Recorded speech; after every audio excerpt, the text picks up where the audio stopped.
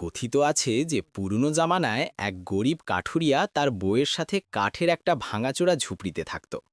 বিয়ে হয়ে বছর কয়েক কেটে গিয়েছিল, কিন্তু আল্লাহ তাদের সন্তানের নেয়ামত দিয়ে অনুগ্রহ করেনি। রোজ সকাল সকাল সে কাঠুরিয়া জঙ্গলের দিকে বেরিয়ে যেত, সারা দিন কাঠ জমা করত আর শহরের বাজারে বিক্রি করতে চলে যেত। জঙ্গল থেকে শহরের দূরত্ব অনেক বেশি ছিল, আর সেই বেচারা ততটুকু কাঠ তুলতে পারত যতটা তার দুর্বল কোমর সহ্য করতে পারত। সেই কাঠের দাম এতটুকু হতো যে ঘরের চুলা কোনো না কোনোভাবে জ্বলত। সন্ধ্যায় যখন সে ঘরে ফিরত, তখন ক্লান্তিতে চূর হয়ে যেত। কিন্তু করত কি? যা কপালে লেখা আছে তা তো ভোগ করতে হয়। একদিন কাঠুরিয়া জঙ্গলে গেল আর অনেক কাঠ জমা করে একটা বড় গোছা বাঁধল। যখন তাকে তুলতে লাগলো, তখন পিঠে রাখতেই পারল না। এত ভারী ছিল যে নাড়াতেও পারল না। বাধ্য হয়ে তাকে সেখানে ছেড়ে এদিক ওদিক খোঁজার লাগলো, যে হয়তো কেউ পাওয়া যায় যে সাহায্য করে। কিন্তু খালি জঙ্গলে কেউ কোথায় পাওয়া যাবে? বেচারা মায়ুস হয়ে বসে পড়ল আর ভাবতে লাগলো যে এখন কি করি।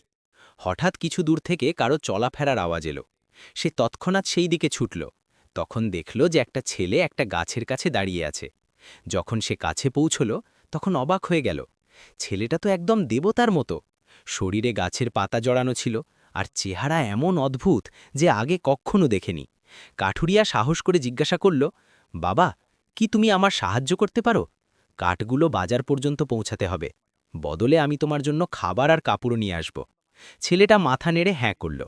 কাঠুরিয়া তাকে নিজের ঘরে নিয়ে এলো। যেই বউ ছেলেটাকে দেখল তখন চিৎকার করে উঠল, আরে খোদার কসম, এই নোংরা ছেলে কোথা থেকে তুলে আনলে? এর জন্য পানি গরম করো, স্নান করাও, আমি এর জন্য কাপড় খুঁজছি। যখন ছেলেটা স্নান করে সাফসুতরো হলো আর নতুন কাপড় পরল, তখন কাঠুরিয়া বলল, চলো বাবা, এখন বাজারে যাই। এখন আসল কামাল দেখার সময় এসেছে। সে ছেলে এত শক্তিশালী প্রমাণিত হলো যে কাঠের সেই ভারী গোছা, যাকে কাঠুরিয়া নাড়াতেও পারত না, সে সহজেই কাঁধে তুলল আর বাজার পর্যন্ত ক্লান্ত না হয়ে চলতে থাকল। বাজারে কাঠগুলো ভালো দামে বিক্রি হয়ে গেল। কাঠুরিয়া খুব খুশি হল আর ছেলেকে নিয়ে নতুন কাপড় কিনল। তারপর তার কাঁধে হাত রেখে বলল, আজ থেকে তুমি আমার ছেলে, আমার সাথে কাজ করবে আর ঘরে তোমার নিজের ঘর হবে। সেই দিন থেকে সেই ছেলে রোজ সকালে কাঠুরিয়ার সাথে জঙ্গলে যেত আর দুপুর পর্যন্ত ঝুড়ি ভরে ফিরে আসত। কাঠুরিয়ার দিনগুলো পাল্টে গেল। এখন সে যা ইচ্ছে খেত আর এত আয় হতে লাগলো যে একটা গাধাও কিনে নিল। কিন্তু এই কথাটা অদ্ভুত ছিল। যখনই কাঠুরিয়া ছেলের কাছে তার গল্প জিজ্ঞাসা করত, সে চুপ হয়ে যেত আর খুব কম কথা বলতো। গায়ের লোকেরাও এই অদ্ভুত ছেলের অভ্যস্ত হয়ে গেল, আর তার বড় শরীরের কারণে লোকেরা তাকে জঙ্গলের ভূত বলতে লাগল। একদিন বাদশাহের মেয়েরা বাজার দেখতে বেরিয়েছে। সেই সময় কাঠুরিয়া আর ছেলে কাঠ বিক্রি করছিল। যেই মহাফিজরা এলো আর লোকদের মারধর করে সরাতে লাগল, যাতে শাহজাদিদের জন্য রাস্তা পরিষ্কার হয়ে যায়। কাঠুরিয়ার ছেলে এক কোণে লুকিয়ে গেল।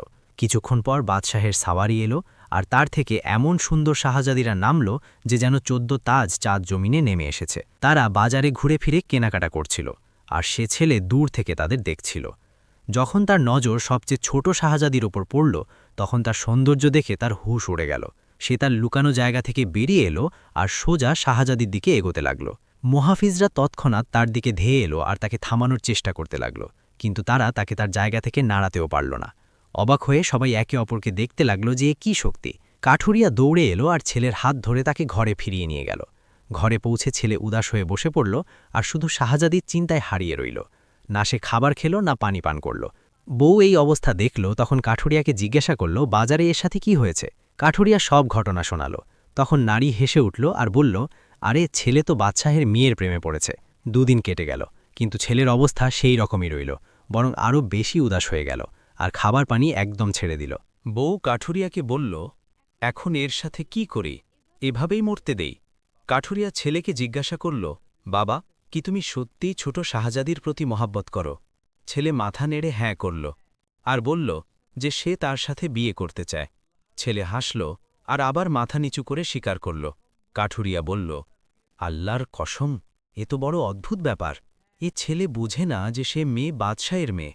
অসম্ভব যে বাদশা তার বিয়ে তোমার সাথে করবে। যদি বাদশা জানতে পারে তাহলে আমাদের দুজনকেই কয়েদ করে দেবে বা মেরেই ফেলবে। কিন্তু আমি এটাকে এই অবস্থায় ছেড়ে দিতে পারি না। এ আমার সাথে পরিশ্রম করেছে, এর কারণেই আমাদের দিনগুলো পাল্টেছে।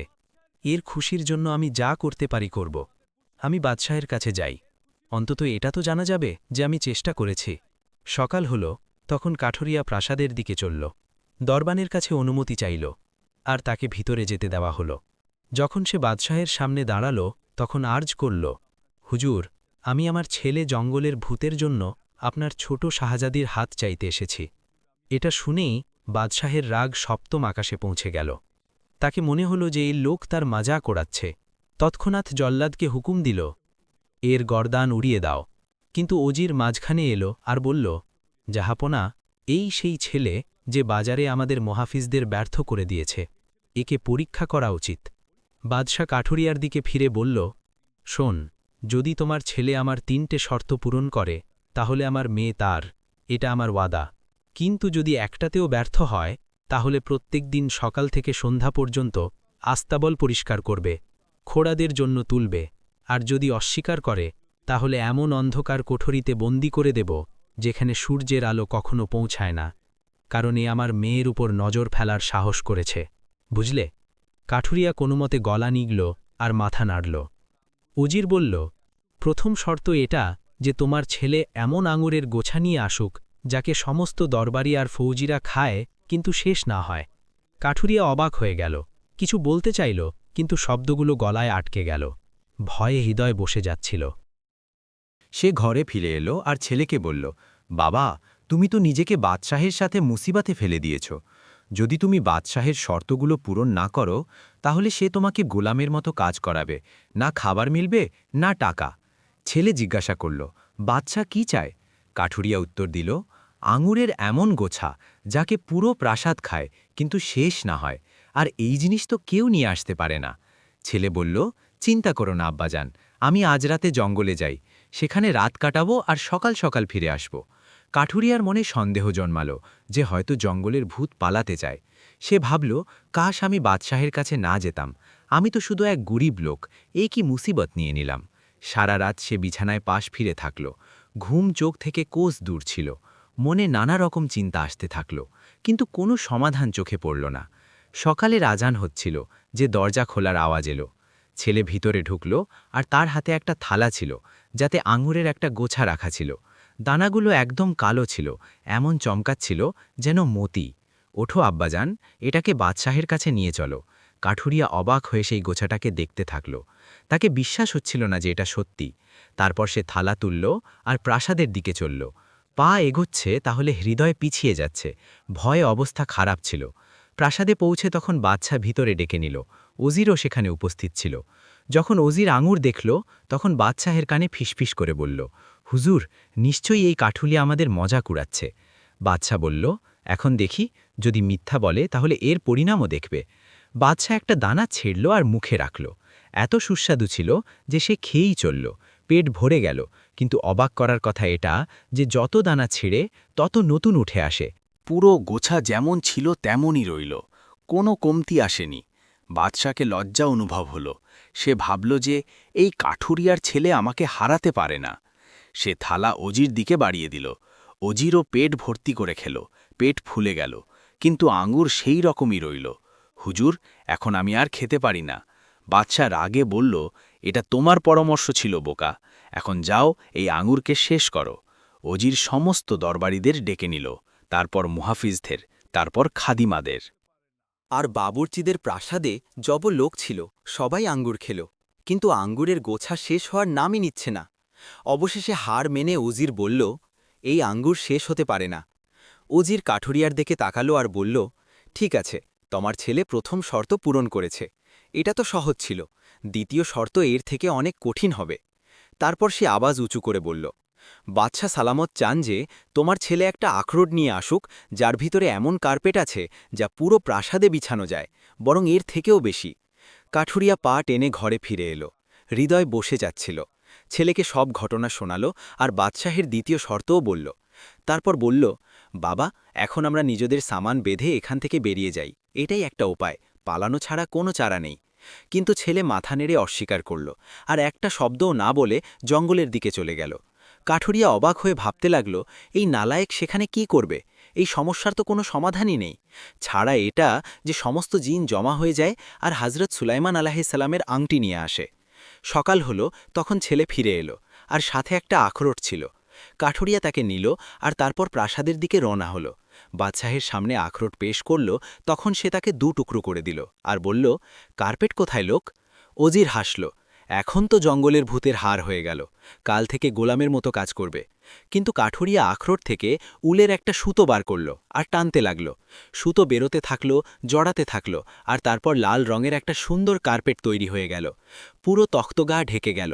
তারপর সুতো প্রাসাদের অন্য অংশে যেতে লাগল। যেখানে যায় সেখানে কার্পেট বিছিয়ে যায়। এই সিলসিলা চলতে থাকল। পুরো প্রাসাদ কার্পেটে ভরে গেল। কিন্তু সুতো থামার নামই নিচ্ছে না। বাদশাহের হুঁশ উড়ে গেল। অজিরকে ডেকে দাঁত কড়মড় করে বলল, বলে কি, তুমি কোনো কাজের নও, এখন এমন শর্ত দাও যা অসম্ভব, নইলে তোমার গর্দান উড়িয়ে দেব, বুঝলে? আমার মেয়ে তার সাথে বিয়ে করবে না, কোনো গরিব লোক তার সাথে বিয়ে করবে না, চাহে তার শান যাই হোক। অজির কিছুক্ষণ ভাবতে থাকল, অসুবিধাই ছিল। তারপর কাঠুরিয়ার দিকে ফিরে বলল, তৃতীয় শর্ত এটা, বাদশাহ সালামত চান যে শাহজাদির জন্য এমন একটা প্রাসাদ তৈরি করা হোক যা বাদশাহের প্রাসাদ থেকে বড় হয়। পুরো দেশে এর উদাহরণ না থাকে আর সকাল হওয়ার আগে নির্মাণ সম্পূর্ণ হয়ে যায়। কাঠুরিয়া ঘরে পৌঁছাল, হাত পা ঠান্ডা হয়ে যাচ্ছিল।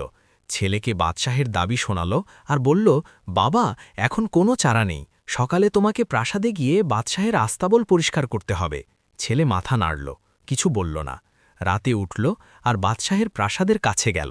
সেখানে পাথর আর কাঠ দিয়ে একটা ছোট ফ্রেম তৈরি করল আর তারপর জঙ্গল থেকে আনা একটা বালতি পানি এর উপর ঢেলে দিল। হঠাৎ অলৌকিক ঘটনা ঘটল। সেই ছোট ফ্রেমটি বাড়তে লাগল, ছড়িয়ে পড়তে লাগল। সকালের প্রথম রশ্মি বেরোল। তখন সামনে এমন একটা চমৎকার প্রাসাদ দাঁড়িয়েছিল যা শহরের সমস্ত ভবন থেকে উঁচু ছিল। 10টা দরজা ছিল, সোনা আর রূপার নকশা দিয়ে সজ্জিত। প্রত্যেক দেয়ালে দামি পাথর জড়ানো ছিল। এমন লাগছিল যেন জান্নাতের একটা টুকরো জমিনে নেমে এসেছে। উজির যখন এই দৃশ্য দেখল তখন ভয়ে কাঁপতে লাগল। নিজের গর্দান ধরে বলল, হায় আমার কপাল, আজ তো জল্লাদ আমার গর্দান উড়িয়ে দেবে। আল্লাহর কসম, প্রথম দিন থেকে জানতাম যে এই ছেলে আমাদের সবার থেকে শক্তিশালী। কিন্তু বাদশা যখন প্রাসাদ দেখল তখন গভীর নিঃশ্বাস নিল আর বলল, আমি কাঠুরিয়াকে ওয়াদা করেছিলাম আর আমার মেয়ে এখন এর ছেলের জন্য হালাল। তারপর উঁচু আওয়াজে নিজের মেয়েকে ডাকল, শোনো, কাঠুরিয়ার ছেলে তোমার হাত চেয়েছে আর আমি মেনে নিয়েছি। জঙ্গলের ভূত প্রাসাদে এলো। যখন শাহজাদি তাকে দেখল তখন তার হৃদয় বসে গেল। ছেলে খুব বড় আর ভারী ছিল, অদ্ভুত চেহারা ছিল, পা এত বড় যে দেখলে ভয় পায়।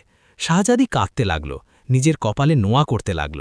বাপ বোঝালো, মেয়ে, আমি একে ওয়াদা দিয়েছিলাম আর আমি নিজের ওয়াদা থেকে পিছিয়ে যেতে পারি না, কিন্তু তুমি বিয়ে কবুল করে নাও, 7 দিন পর আমি তোমাকে এর থেকে ছাড়িয়ে নেব। শাহজাদি চোখের পানি মুছে বলল, জানি না এই 7 দিন কিভাবে কাটবে। সন্ধ্যায় এক বুড়ো এলো আর নিকাহ পড়িয়ে দিল। ছেলে শাহজাদিকে গাড়িতে বসিয়ে কাঠুরিয়ার ঘরে নিয়ে এলো। যখন শাহজাদি ঘরে ঢুকল তখন শুধু একটা পুরনো চাটাই নজরে পড়ল। এক কোণে গিয়ে বসে পড়ল। না খাবার খেল, না পানি পান করল। এভাবেই কাঁদতে কাঁদতে ঘুমিয়ে পড়ল। মাঝরাতে হঠাৎ একটা সুন্দর আওয়াজ তাকে ডাকল। শাহজাদি চোখ খুলল, তখন অবাক হয়ে গেল। সে উট পাখির পালকওয়ালা নরম বিছানায় শুয়েছিল। উপরে রেশমের চাদর ছিল আর তার কাছে এক যুবক বসেছিল, এত সুন্দর যেন 14 তার চাঁদ। শাহজাদি ঘাবড়ে গেল, ভাবল কোথাও স্বপ্ন তো দেখছি না। সে যুবকের হাত নাড়ল আর চিৎকার করে জিজ্ঞাসা করল, আমি কোথায়, তুমি কে? যুবক ইশারায় তাকে চুপ করতে বলল আর বলল, এটা আমার আর তোমার মধ্যের রহস্য, কাউকে বলবে না, চাহে যাই হোক যাক। আমার নাম সোলান, জিনদের বাদশাহের ছেলে। আমার ওপর জাদু আছে, দিনে আমি ভূতের চেহারায় থাকি আর রাতে নিজের আসল সুন্দর চেহারায় আসি। যদি তুমি এই রহস্য কাউকে বলো তাহলে আজকের পর আমার চেহারা কখনো দেখতে পাবে না, বুঝলে? শাহজাদি চুপ হয়ে গেল, মনে খুশির ঢেউ দৌড়ে গেল। রহস্য মনে লুকিয়ে রাখল। এদিকে 7 দিন কেটে গেল। তখন বাদশা কাঠুরিয়ার ঘরে পৌঁছল। ভাবল যে ছেলের উপর জাদুটোনার অভিযোগ লাগিয়ে মেয়েকে ছাড়িয়ে নেব। কিন্তু যখন ভিতরে ঢুকল তখন যা দৃশ্য দেখল তাতে অবাক হয়ে গেল। মেয়ে খুশি ছিল, হাসছিল, চূড়ায় খাবার রান্না করছিল। যখন বাপকে দেখল তখন দৌড়ে এলো আর বলল, আব্বাজান, আমাদের সাথে খাবার খান, এখানে সবাই আমাকে অনেক ভালোবাসে, খুব ভালো লোক, আমাকে এদের থেকে শুধু ভালোই পেয়েছি। বাদশা অবাক হয়ে বলল, কি, তুমি সত্যি এখানে থাকতে চাও? শাহজাদি উত্তর দিল, জি হ্যাঁ আব্বাজান, ভাবিনি যে এই ঝুপড়িতে জীবন এত সুন্দর হতে পারে। বাদশাহ অবাক হসস্ত ফিরে গেল, কিন্তু মনে কিছু সন্দেহ অবশ্যই রইল। এভাবে মাস কেটে যেতে থাকল, আর শাহজাদি রহস্য নিজের মনে নিরাপদ রাখল। দিনে সোলান ভূতের চেহারায় থাকত, আর রাতে নিজের আসল সুন্দর চেহারায় আসত। দুজনের জীবন খুশিতে ভরে গেল। একদিন হঠাৎ শত্রুরা আক্রমণ করল। সীমান্তে তীব্র যুদ্ধ শুরু হয়ে গেল। সমস্ত পুরুষ আর সিপাহীরা যুদ্ধের জন্য বেরিয়ে পড়ল। অন্য শাহজাদেদের স্বামীদের মতো জঙ্গলের ভূতও প্রস্তুত হয়ে গেল। সে সিপাহীর পোশাক পরল, খাকি রঙের চমৎকার পোশাক, মুখে নকাব ঢাকল। ধনুক আর তলোয়ার তুলল, আর বউকে বলল, আমার সম্পর্কে কাউকে কিছু বলো না। আর সে বাকি সিপাহীদের সাথে যুদ্ধক্ষেত্রের দিকে রওনা হয়ে গেল। সন্ধ্যায় যখন নারীরা জমা হতো, তাহলে নিজেদের স্বামীদের বীরত্বের কিস্সা শোনাত, একে অপরকে বাড়িয়ে চড়িয়ে। শাহজাদি চুপ করে বসে শুনতে থাকত, কিছু বলতে পারত না। বাকি শাহজাদিরা তার মজাক উড়াত, আমাদের স্বামীরা যুদ্ধে জানের খেলা খেলছে, আর তুমি তো এক ভূতের সাথে বিয়ে করেছ যে ঘরে বসে থাকে। শাহজাদি উদাস হয়ে বসে যেত। মনে আসত যে সবাইকে বলে দেই যে তার স্বামীও তাদের সাথে যুদ্ধে গেছে, কিন্তু সে চুপ থাকত।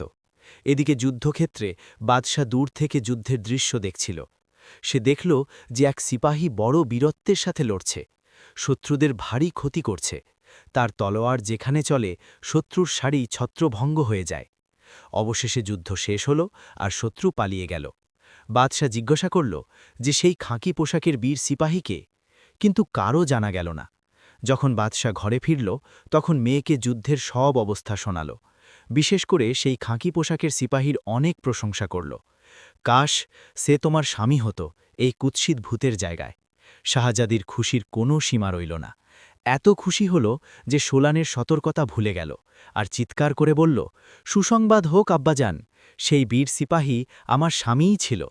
সে জিনদের শাহজাদাদের মধ্যে, যে কখনো হজরত সুলাইমান আলাইসালামের খিদমতে থাকত, কিন্তু এর ওপর জাদু হয়ে গেছে, যার কারণে আপনি এটাকে এই চেহারায় দেখেন। বাদশাহ খুব খুশি হল। তৎক্ষণাৎ নিজের মেয়ে আর দরবারীদের সাথে কাঠুরিয়ার ঘরে পৌঁছাল, যাতে শাহজাদেকে দেখে। কিন্তু যখন পৌঁছাল, তখন ঘর খালি ছিল। সব জায়গায় খোঁজ করল, জঙ্গলে গেল, শিকারীদের জিজ্ঞাসা করল, কিন্তু সোলানের কোনো চিহ্ন মিলল না, অদৃশ্য হয়ে গেল। শাহজাদি কাঁদতে লাগল, নিজেকে তিরস্কার করতে লাগল।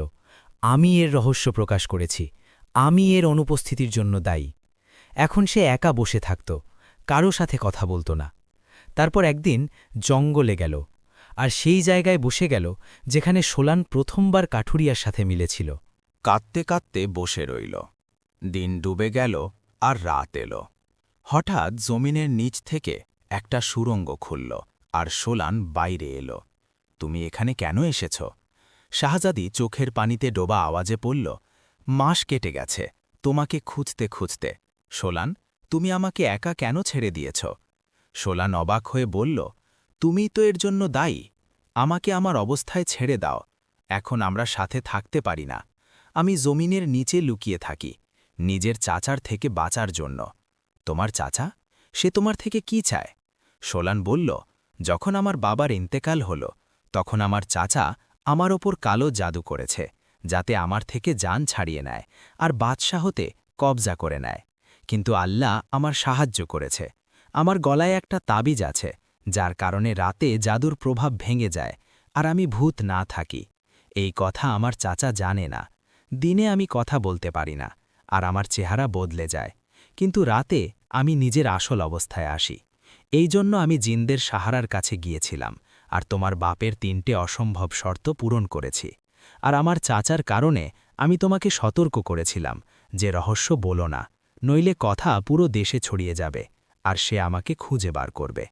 এখন আমার জান বিপদে আছে, তাই আমি এই পুরনো সুড়ঙ্গে লুকিয়ে গিয়েছি, যাতে তাকে আমার জায়গার খবর না পায়। নিশ্চয়ই সে এখন আমাকে খুঁজছে। তোমাকে নিজের বাপের প্রাসাদে ফিরে যাওয়া উচিত, এখন আমার সাথে থাকা অসম্ভব। এটা বলে সোলান আবার সুড়ঙ্গে নেমে গেল, আর অদৃশ্য হয়ে গেল। শাহজাদি তাকে ডাকতে থাকল, কিন্তু কোনো লাভ হল না। অবশেষে ভাঙা হৃদয় নিয়ে বাপের প্রাসাদে ফিরে গেল।